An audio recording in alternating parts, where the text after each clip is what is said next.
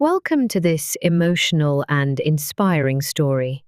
Today, you'll hear about Alice, a young woman who gave love a second chance, only to realize that real strength comes from choosing herself. From heartbreak in Texas to healing in Lisbon, this is her journey of pain, courage, and growth. My name is Alice. I was 26 years old when I met Adam. I lived with my mother and younger sister in a small town near Dallas, Texas. After my father died, life became harder, but we stayed strong together. We didn't have many things, but we had each other. I worked at a clothing store in the mall.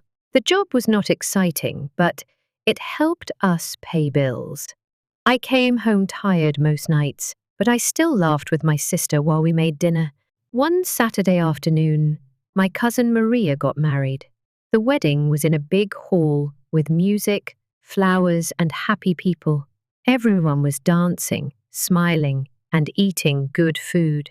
I wore a blue dress that my mother helped me fix. It wasn't new, but it looked nice on me. While I was talking to some friends, I saw a man near the door. He was tall, with dark hair and a serious face. He didn't laugh or dance. He just stood there, watching everyone. Sometimes he looked at me. I felt strange. He didn't talk to anyone, not even the groom. I thought maybe he was shy. I tried to stop looking at him, but every time I checked, he was still there. During the wedding, I danced with my cousins and enjoyed the music. I laughed, took pictures, and had fun. But that man never smiled or joined the party. He stayed in the same spot until the wedding ended.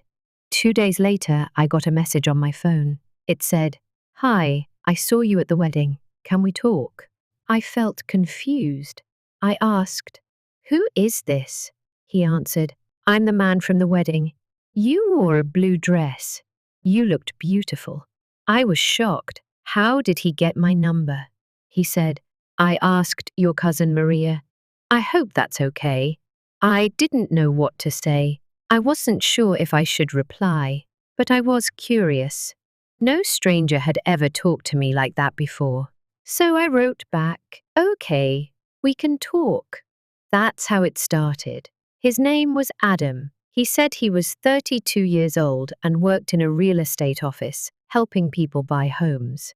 He lived alone in the city. He said he didn't have many close friends. We started talking every day. He sent me messages in the morning and at night. He asked about my day, my dreams, my favorite food, and my favorite movie. He said I was kind and full of light. I started to smile when I saw his messages. I felt warm inside when I read his words. On the third day, he sent a message that surprised me. "I want to marry you," he wrote.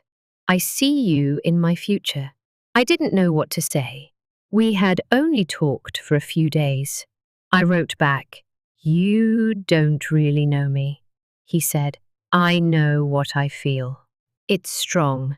I don't want to lose you. Please say yes." I didn't answer right away. I told my mother. She said, "Be careful, Alice. Some people say nice things but don't mean them. Take your time." But his words made me feel special. No one had looked at me like that before. No one had called me the one. He made me feel important. After 2 weeks of talking, I said, "Yes, I will marry you." He called me and said, "You made me the happiest man. I'll take care of you forever." Our wedding was small. Only close family and some friends came. I wore a white dress my mother helped me choose. Adam wore a grey suit. He smiled at me the whole time. I believed I had found the perfect man. At first, everything felt like a dream. He brought me flowers. He took me to small cafes and for walks in the park. He held my hand and said kind things. "You are the light in my life," he would say. We moved into a small apartment in the city. I stopped working to stay at home. He told me not to worry about money. "I'll take care of us," he said. For 1 month, life was beautiful. I cooked for him. I decorated our home with lights and photo frames. I waited for him every evening. Sometimes he brought cake or small gifts, like earrings or my favorite chocolate. One evening, I saw him sitting on the sofa, smiling at his phone. He was typing fast. I asked softly, "Who are you talking to?" He looked up quickly and said, "Just a friend from work." Then he put the phone in his pocket and turned on the TV. I didn't ask again. I wanted to trust him. But in the next few weeks, he started coming home late. He said work was busy. He didn't sit with me at dinner. He hardly looked at me. His phone was always in his hand or in his pocket. He never left it on the table like before. One night, he came home after midnight. I had made his favorite dinner, but it was cold now. I asked softly, "Where were you?" He said, "I told you. Work. Why are you acting like this?" I felt something sharp in my chest. I didn't answer. I tried to push away the worry in my heart. I told myself, maybe I was being too sensitive. I didn't want to argue. I still loved him. I hoped things would get better. But deep inside, I knew something was wrong. And then everything changed. Before I tell you the rest of my story, I want to ask you something. Where are you listening from? It helps me feel strong when I know someone is hearing my story, someone who understands me. Please share in the comments. I would love to know. One evening, Adam went to take a shower. He left his phone on the table. It was unlocked. I sat there looking at it. My hands were cold. My heart beat fast. I didn't want to touch it, but I did. I opened his messages. I saw a name, Melissa. I clicked it. The messages were sweet and romantic. "You are the one I think about every night. I miss your touch." Adam had replied, "You mean everything to me." My eyes filled with tears. My throat hurt. I wanted to scream, but I couldn't. There were pictures too. Selfies in a car, her hand on his shoulder. He never said those things to me. He never looked at me like that. Then he came out of the bathroom and saw me holding his phone. He froze. I looked up at him. My hands were shaking. "Who is Melissa?" I asked in a soft and broken voice. He didn't say anything at first. Then he said, "It's not what it looks like." But I already knew. My heart was no longer blind. I sat at the edge of the bed with his phone in my hands. My whole body shook. I didn't know how to talk. My mouth was dry. My heart felt heavy. I looked at him. His face was pale. He looked nervous, but not sorry. "I trusted you," I said quietly.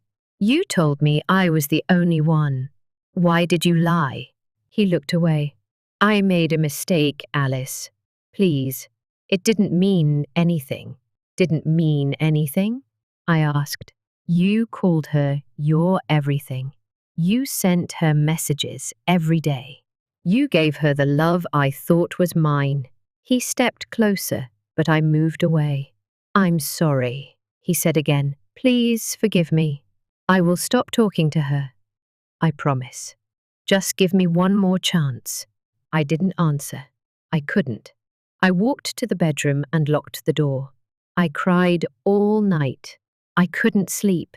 The pain in my chest was worse than anything I had ever felt. I kept thinking about the messages, the pictures, his smile for someone else. In the morning, I packed my clothes slowly. I didn't take everything, just what I needed. I didn't say a word. I left the apartment and took a taxi to my mother's house. When she opened the door, she looked surprised. "Alice, what happened?" I hugged her tight and started to cry. I didn't tell her everything. I just said, "I need to stay here for a while." She hugged me close. "Of course, my child. Stay as long as you need." For the next few days, I didn't talk much. I stayed in my old room and thought about everything. My younger sister, Emma, tried to make me smile, but I couldn't. Every time I closed my eyes, I saw those messages and pictures. Adam called me every day. I didn't answer. He sent messages begging me to come back. He said he had deleted Melissa's number. He said he was lost without me. After 1 week, my mother sat with me in the kitchen. "What happened, Alice?" she asked gently. I looked down at my cup. He was talking to another woman, sending her love messages. They were together before our wedding. He didn't stop after we got married. My mother gasped. "Are you sure?" I nodded slowly. I saw the messages. I saw the pictures. He said he was sorry, but I can't forget. She held my hand. "It's hard, I know, but you have to think about your future. Do you want to stay married or do you want to leave?" "I don't know," I said. "I still love him, but I feel broken." She didn't tell me what to do. She just said, "Whatever you choose, I will be with you." Later that day, Adam came to the house. My mother opened the door. I stayed in my room. I didn't want to see him, but she called me. "Come, Alice, he's here." I walked slowly to the living room. Adam stood there, holding a small bag. His eyes looked tired. "I brought something for you," he said, handing me the bag. I didn't open it. "Please, Alice, I know I hurt you. I was foolish. But I love you. I want to fix this. Let me try again, for us." I looked at him. He was the same man who once made me feel special, but also the same man who lied. I didn't say anything. I looked at my mother. She said softly, "Sometimes people do change." Adam said, "Let me show you. I can be better. Just one more chance." For a moment, I thought about the good times, the walks, the dinners, the laughter. I wanted that man back. I wanted my marriage to work. I also thought about what people would say if I left him so soon. So I agreed. "One last chance," I said. "Don't break my heart again," he promised. "I will never hurt you again." We moved back into the apartment. For a short time, things were better. He was kind. He came home early. He gave me time and attention. He said he was lucky to have me. I wanted to believe him. We tried to build our life again. I cleaned the apartment, cooked our favorite food, and we started watching movies together like before. He even asked if we could go out to eat one night. I smiled and thought, maybe he is really changing. But something in me was not the same anymore. I didn't feel like I used to. I couldn't laugh like before. I couldn't trust him fully. Every time he picked up his phone, I felt nervous. Every time he came home late, I felt cold inside. I didn't say anything, but I was always afraid. Then it started again. It was small at first. He kept his phone with him all the time, even in the bathroom. He didn't talk much. One evening, he said he had a work dinner. He left early and came home after midnight. I waited by the window with a heavy heart. The next day, I saw him in his car near the grocery store. He was not alone. Melissa was sitting beside him. They were laughing. My heart broke again, but this time, I didn't cry. I felt quiet inside. When he came home, I didn't ask questions. I didn't cry. I just looked at him and said, "You did it again." He dropped to his knees. "Alice, I'm sorry. I don't know why I do this. You are my angel, my wife, my everything. Please don't leave me." I didn't answer. That night, I couldn't sleep. I went to the kitchen and made tea. I sat there alone thinking about my life. I thought about the girl who danced at the wedding, full of dreams. I thought about the woman I was now, quiet, scared, unsure. I thought about my future, and I knew this couldn't be my life. In the morning, I started packing again. He looked at me and asked, "You're really leaving?" I said, "Yes." He said, "But I love you." I didn't answer. I went to my mother's house with my suitcase. I hugged her and said, "I can't do this anymore." She didn't ask questions. She just made space for me. This time, I told her everything. I told her about giving him a second chance. I told her about seeing him with Melissa again. I told her how my heart no longer felt anything for him. She said, "You are brave, Alice. I'm proud of you." I stayed with my family for a while. My sister helped me laugh again. My mother helped me sleep. Slowly, I started to breathe normally again. One morning, I woke up and said to myself, "I want a new life."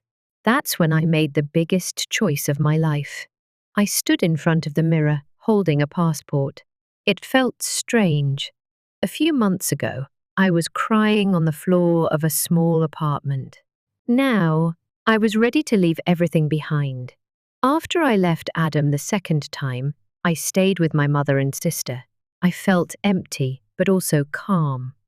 I didn't wait for his messages anymore. I didn't think about where he was or who he was with. I was tired of pain. I was tired of hearing the same lie. One morning, I saw a job post online. It was for a hotel receptionist in Lisbon, Portugal. I didn't know anyone there. I had never left the country. But something inside me said, "Go." I showed the job post to my mother. "You want to go abroad?" she asked. "Yes," I said. "I want to start over somewhere far away." She looked at me for a long time. "It won't be easy." "I know," I said. She didn't stop me. She helped me fill out the forms and prepare my documents. My sister cried when I told her. "I'll miss you," she said. "I'll miss you too," I said, hugging her tight. It took 2 months to get everything ready. I sold my clothes, my phone, and even my small gold earrings to buy a plane ticket. I didn't want to take anything from Adam. I wanted to leave with nothing that had his name on it. The day before my flight, Adam came to my mother's house. I was in the garden when he arrived. He looked tired and thin. "Where are you going?" he asked. "Far," I said. "I heard you're leaving the country," he said. "Yes, for good." He stayed quiet for a moment. Then he said, "Can I say something?" I waited. "I know I hurt you," he said. "I ruined everything. You were the best thing in my life. I'm sorry." I didn't answer. I just looked at him. He stepped closer. "Please don't go. We can fix this. I'll change." I shook my head slowly. "I gave you 2 chances. You wasted both." "I love you," he whispered. "You never showed it," I replied. "Not in the way I needed." He looked down. He knew this was the end. I turned away and walked inside. I didn't cry. The next morning, I kissed my mother and sister goodbye. I hugged them tightly at the airport. My mother put her hands on my shoulders. "Go live your life," she said. "You're strong." And I believed her. The plane took off. I looked out the window. Below me, everything I knew became small. When I reached Lisbon, the air felt different. The language, the streets, the people, everything was new. I felt scared, but also free. It felt like I had stepped into a new life. I started working at the hotel. The manager, Mr. Silva, was kind. He spoke slowly so I could understand. I worked at the front desk, greeting guests and helping with their rooms. I didn't make much money, but I didn't care. I had peace. I shared a small apartment with a girl named Lucia. She worked in a bakery. She didn't ask many questions. She gave me space. We cooked together, listened to music, and sometimes walked by the sea. At night, I wrote in a notebook. I wrote about my past, my mistakes, and what I had learned. I wrote about my dreams. I wrote letters I would never send. Sometimes I missed my family. Sometimes I missed the man I thought Adam was. But I didn't miss the lies. I didn't miss the pain. One evening, I sat by the ocean. The sky was orange and pink. The waves touched my feet, and the wind moved my hair. I watched the sun go down slowly. In that moment, I felt something I hadn't felt in a long time: peace. I whispered to myself, "You did the right thing," because I did. I had walked away from a man who broke my heart again and again. I chose myself. I chose to live with respect, not regret. Weeks turned into months. I got better at my job. I learned new words. I smiled more. I laughed again. I met people from different countries. Some shared their stories. Some were also running from pain. We drank tea and sat in silence together. I didn't tell them everything about me, but I listened with care.